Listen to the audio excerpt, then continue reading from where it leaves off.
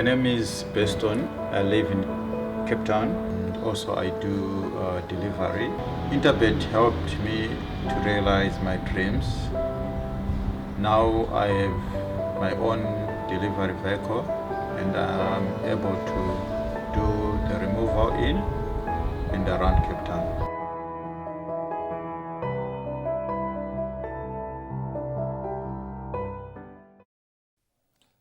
We hope that you are well and your families too. Let's talk about the 8 races that are going to be run at Hollywood Bets Scottsville on Sunday, the 24th of April, 2022. We're in the capital, Pietermaritzburg. As I said, Hollywood Bets Scottsville, and Graham Hawkins is with me, and him and I will take you through the 8 races. We've got a lovely show, as always, full of interviews, full of reruns, and full of opinions. Let's go and talk to Graham and see how he is. You well, Graham? All good? Yeah, all good, and looking forward to seeing racing back at Hollywood Bet Scottsville. Weather forecast is encouraging, so hopefully the worst of what we've experienced is now absolutely behind us. Please let it be, because the destruction has been horrific. Let's talk about race 1. It's at 12:05.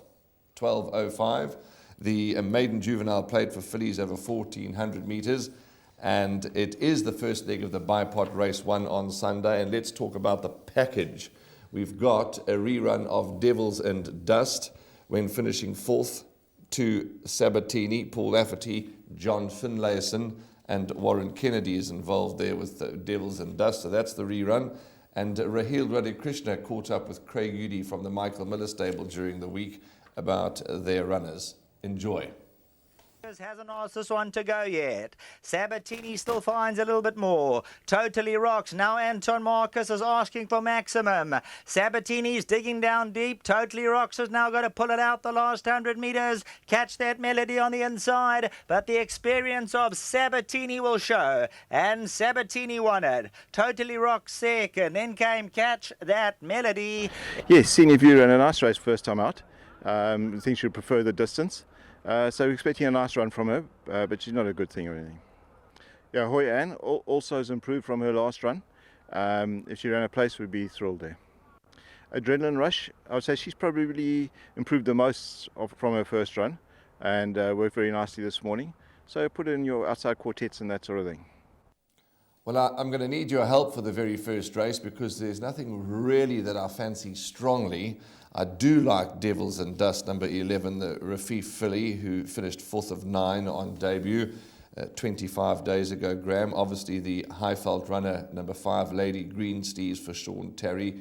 Got to have a chance, but by no means a good thing.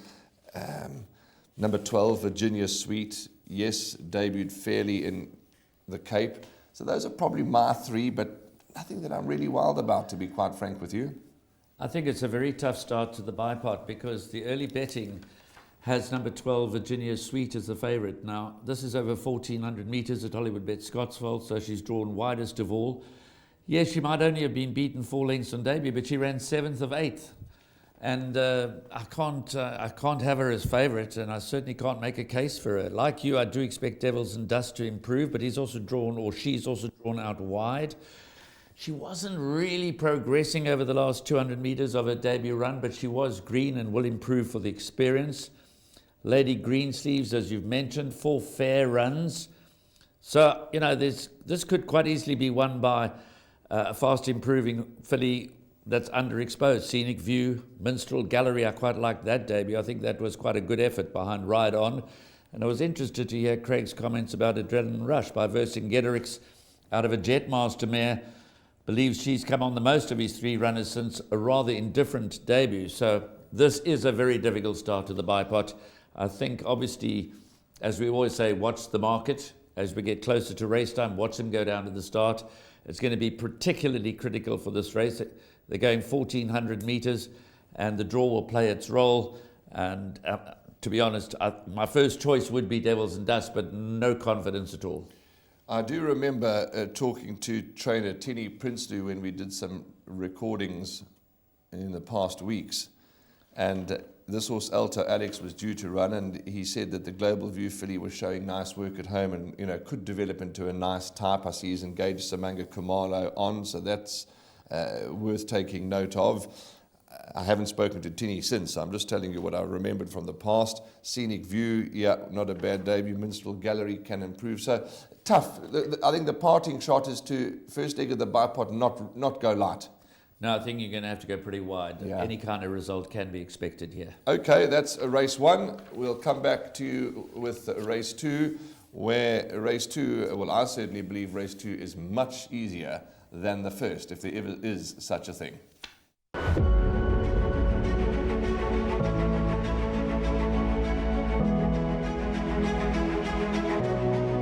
It's good fun. Days like these are great. You get the whole industry together.